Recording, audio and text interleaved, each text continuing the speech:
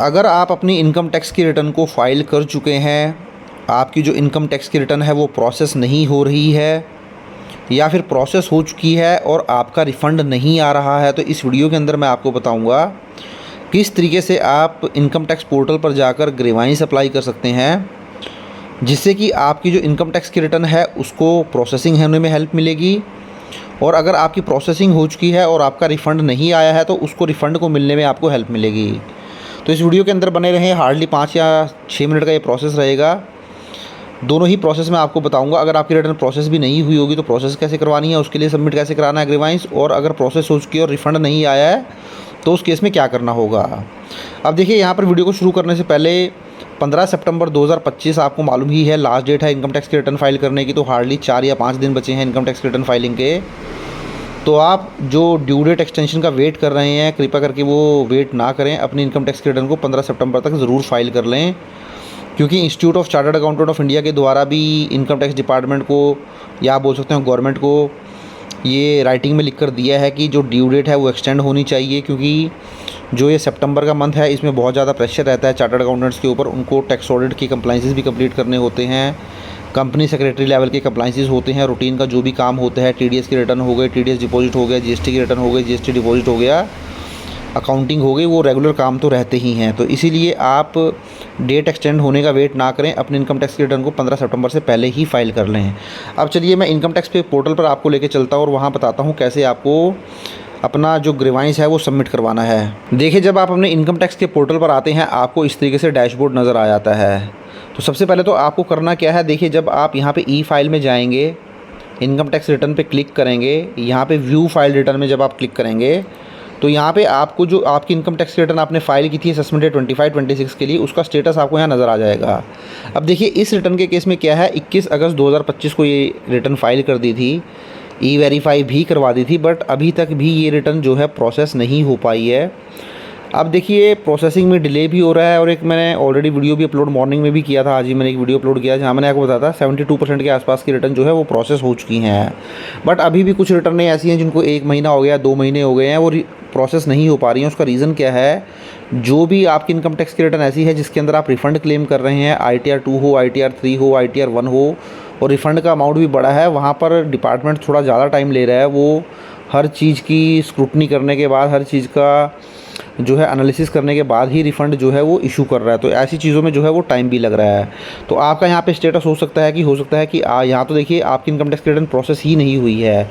तो यहाँ मैं बताऊँगा प्रोसेस कैसे करनी है, और रिफ़ंड का प्रोसेस भी यहीं बता दूँगा।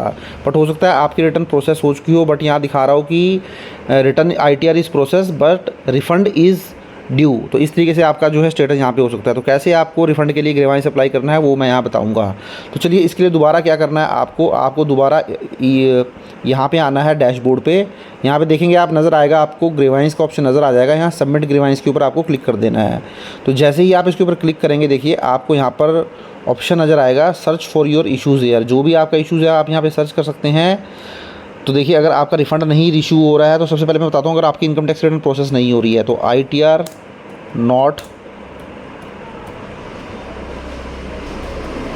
नॉट प्रोसेस्ड अगर आप यहाँ टाइप करेंगे, देख सकते हैं आप यहाँ पे सर्च करेंगे तो देखिए जब आप ITR आपकी प्रोसेस नहीं हो गई है तो आप यहाँ पे ITR नॉट प्रोसेस करके CPC ITR पे क्लिक करें। उसके बाद सिलेक्ट कैटेगरी में आप यहाँ पे देखेंगे, आप यहाँ प्रोसेसिंग का ऑप्शन आपको यहाँ नज़र आ जाएगा। तो आपको सिंपली यहाँ प्रोसेसिंग पे क्लिक करने के बाद आपके कुछ भी रीज़न हो सकते हैं प्रोसेसिंग के, differences income computed by CPC, intimation order not appearing at portal, notice under section 199 receive after correction, other processing. तो ये बहुत सारे रीज़न आपको दिए हैं जिससे आपकी रिटर्न जो है वो प्रोसेसिंग में नहीं जा पा रही है। तो इसमें से देख लीजिए कौन सा आपके ऊपर एप्लीकेबल होता है और आप सबमिट कर सकते हैं। अब मैं सिंपली आपको रिफ़ंड का बता देता हूँ, इसके लिए भी आपको यहाँ आना है।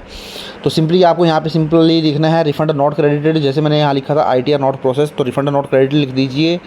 उसके बाद CPC ITR पे क्लिक करेंगे। उसके बाद देख सकते हैं यहाँ कैटेगरी में जब आप जाएंगे तो यहाँ पे देखिए बहुत सारे ऑप्शन आपको नज़र आएंगे। तो यहाँ पे आपको नज़र आएगा रिफ़ंड, तो आपको रिफ़ंड वाला ऑप्शन जो है वो चूज़ कर लेना है। उसके बाद जब कैटेगरी में जाएंगे तो देखिए बहुत सारी कैटेगरी आपको नज़र आएंगी। हो सकता है आपका इंटीमेशन ऑर्डर भी रिसीव हो चुका हो, मीन्स सेक्शन 143(1) के अंदर आपको इंटीमेशन ऑर्डर रिसीव हो चुका है और वहाँ पर क्लियरली लिखा हुआ है कि आपका जो रिफ़ंड है वो बनता है, तो उस केस में आपको इंटीमेशन भी आ चुका है बट आपका रिफ़ंड अभी तक नहीं आ रहा है, वो केस हो सकता है। Legal heir verified but refund not received, other refund means अगर आपको कोई भी ऑप्शन समझ नहीं आता है तो आप अदर रिफ़ंड के ऊपर क्लिक कर सकते हैं। इसके अलावा refund determined but not received, refund reissue request raise but not received. तो देखिए अब यहाँ पे क्या होता है, कई बार जब आप इनकम टैक्स की रिटर्न फाइल करते हैं तो उस टाइम आप ध्यान नहीं देते हैं, आप इनकम टैक्स रिटर्न फाइल कर देते हैं, रिफ़ंड आपका उस इनकम टैक्स रिटर्न के अंदर बन जाता है। बट क्या होता है कि उसके बाद आपको मालूम चलता है कि आपका जो बैंक अकाउंट वहाँ पर था वो गलत था, प्रॉपरली वैलिडेटेड नहीं था, इसलिए आपका रिफ़ंड नहीं आ रहा है। तो उस केस में फिर आपको refund reissue request rays करनी पड़ती है। तो ये रिफ़ंड री इशू रिक्वेस्ट कैसे रेज़ कर सकते हैं, अगर आपका भी बैंक प्रॉपरली वैलिडेट नहीं था तो सबसे पहले तो जाके आपको बैंक वैलिडेट करवाना पड़ेगा। अब बैंक कैसे वैलिडेट कर सकते हैं उसके ऊपर भी मैंने डिटेल्ड वीडियो बनाया है, वीडियो का लिंक नीचे डिस्क्रिप्शन में दे दूँगा। उसके बाद वैलिडेट करने के बाद आपको रिफ़ंड री इशू रिक्वेस्ट जो है वो रेज़ करनी पड़ेगी। तो रिफ़ंड री इशू रिक्वेस्ट कैसे रेज़ कर सकते हैं उसका वीडियो भी मैंने नीचे डिस्क्रिप्शन में दे दिया है, आप जाएँ और देख लें। तो उसके बाद ही आप ये उसके बाद जो है आप ये रिक्वेस्ट जो है वो रेज़ करेंगे, ग्रीवांस सबमिट करेंगे। Refund status misleading on in E filing portal कुछ ऐसा है, अनेबल टू रेज री issue request in refund failed case. अगर आपका रिफ़ंड फेल हो जाता है और आप refund reissue request rays नहीं कर पा रहे हैं तो भी आप ये वाला ऑप्शन चूज़ कर सकते हैं। अगर आपको लगता है कि कोई भी ऑप्शन आपको समझ नहीं आ रहा है तो आप अदर रिफ़ंड का ऑप्शन भी चूज़ कर सकते हैं। तो यहाँ मैं सपोज़ करें अगर आपका इंटीमेशन आपको नहीं मिला है, आप ये वाला ऑप्शन चूज़ कर लीजिए, या फिर मैं अदर रिफ़ंड का ऑप्शन चूज़ कर लेता हूँ। तो देख लीजिए आपको जो भी यहाँ पर बेटर ऑप्शन लगता है वो आप चूज़ कर लीजिए। उसके बाद आपको क्या करना है देख सकते हैं आप, ये आपने किया, उसके बाद आपको कंटिन्यू करना है। कंटिन्यू करने के बाद सिलेक्ट करें, असेसमेंट 25-26 हो गया। अब यहाँ ग्रीवांस डिस्क्रिप्शन आपको देना पड़ेगा। देखिए यहाँ पर मिनिमम आपको 300 कैरेक्टर तक आप जो है मैक्सिमम लिख सकते हैं। तो यहाँ आपको बताना पड़ेगा जो भी आपका रीज़न हो सकता है। सपोज़ आप यहाँ पर पूरी डिटेल दे दीजिए, ITR फाइल्ड, जो भी आपकी ITR 2 थी, suppose ITR 2 filed on 21 August 2025, 21 August 2025, but still I am waiting for my refund. जो भी आपको इसमें लगता है, जो आपकी सिचुएशन पे सूट करता है, उस तरीके से आप यहाँ लिख सकते हैं वेटिंग फॉर माय रिफंड। इस तरीके से आपको देखिए यहाँ पर मिनिमम 100 कैरेक्टर तो जो है मेंशन करने पड़ेंगे। ये सिर्फ मैं आपको एग्जांपल के लिए बता रहा हूँ। तो मिनिमम 100 कैरेक्टर आपको यहाँ मेंशन करने पड़ेंगे। उसके बाद ही आप जो है यहाँ पे लास्ट में आके कंटिन्यू कर सबमिट करवा पाएंगे। तो मिनिमम 100 कैरेक्टर आपको यहाँ लिखने पड़ेंगे, वो आप यहाँ मेंशन कर दीजिए। मिनिमम 100 कैरेक्टर जो भी आपको यहाँ पे लिखना पड़ेगा।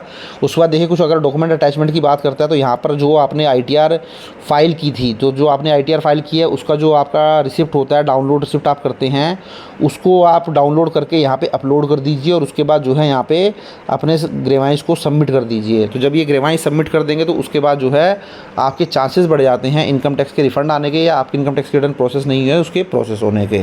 तो आई होप साथियों वीडियो अच्छा लगा होगा। वीडियो अच्छा लगा तो लाइक करें, शेयर करें, और चैनल पर फर्स्ट टाइम विजिट किया है तो चैनल को जरूर सब्सक्राइब कर लें। Thank you very much, have a nice day, take care.